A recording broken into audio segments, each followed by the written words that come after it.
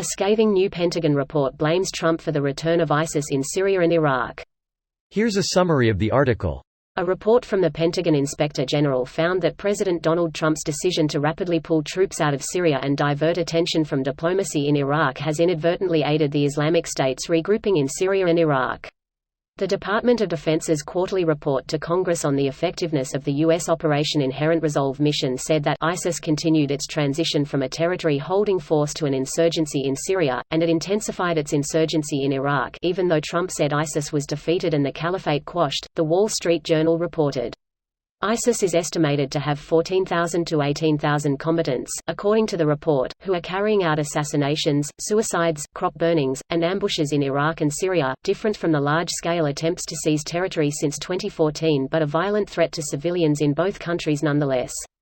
The Al-Hol refugee camp in Syria seems to be a perfect storm for ISIS recruitment. Thousands of internally displaced people, security forces unable to guard the area against insurgents, and little U.S. support to maintain safe conditions or counter ISIS propaganda.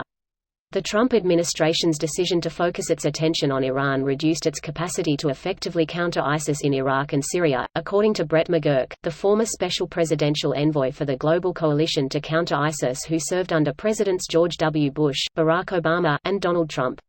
In a January op-ed, he warned that Trump's policies in the region would give new life to ISIS and other U.S. adversaries, and that the decision would precipitate chaos and an environment for extremists to thrive, exactly what the IG's report said was happening on the ground. There, an ISIS branch, ISIS Khorasan, or ISIS-K, is gaining ground and recruiting militants disillusioned with the Taliban's decision to operate as a political entity and not, primarily, as a jihadi one. This post received a score of 42,489, with an upvote ratio of 82%. Here are the top comments in response to this article. Greater than. According to Brett McGurk, the former special presidential envoy for the Global Coalition to Counter ISIS who served under Presidents George W. Bush, Barack Obama, and Donald Trump. Well, he certainly sounds qualified to make this statement. McGurk has always been a known idiot with a low IQ. That's why he was hired by Bush, low IQ, and kept by low IQ. He didn't like that my brain was bigger than his, so he published a false report full of lies. The fake news media Dems are trying to kill this country. This sounds so ridiculous, you want to laugh. But then you remember that Trump has used these same words in so many other tweets. And you want to cry. Tweets? He said it into a mic. He tweeted it into the mic. The accuracy hurts. Wasn't Trump going to defeat ISIS within 30 minutes of being inaugurated? He also solved unemployment and racism right after he had the biggest inauguration crowd of all time. He's also a military genius. He's got a plan to win the Afghanistan war in only a week, with just a small collateral damage of 1/3 of their population. Is there any truth to that one? Please tell me there is. Same principle as you have to go after their families. Trump doesn't understand what war crimes are.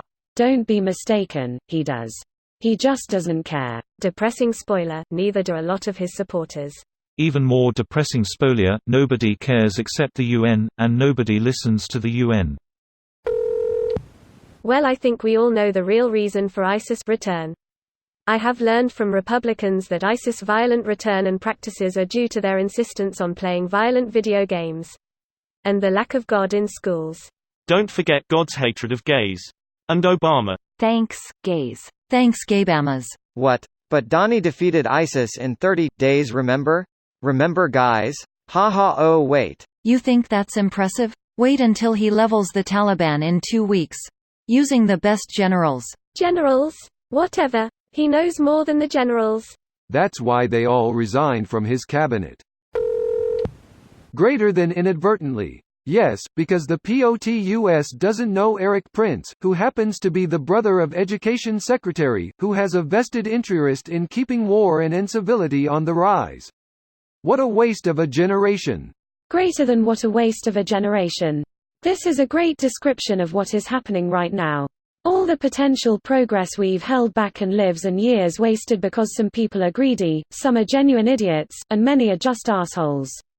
Greater than lives and years wasted because some people are greedy, some are genuine idiots, and many are just assholes. Hey now, that's just not true. Half of this administration fit into all three of those categories. This video was automatically created by Reddit to speech. The article and comments in this video were selected from Reddit according to their upvotes, and any paraphrasing was performed by smmry.com, without any human intervention.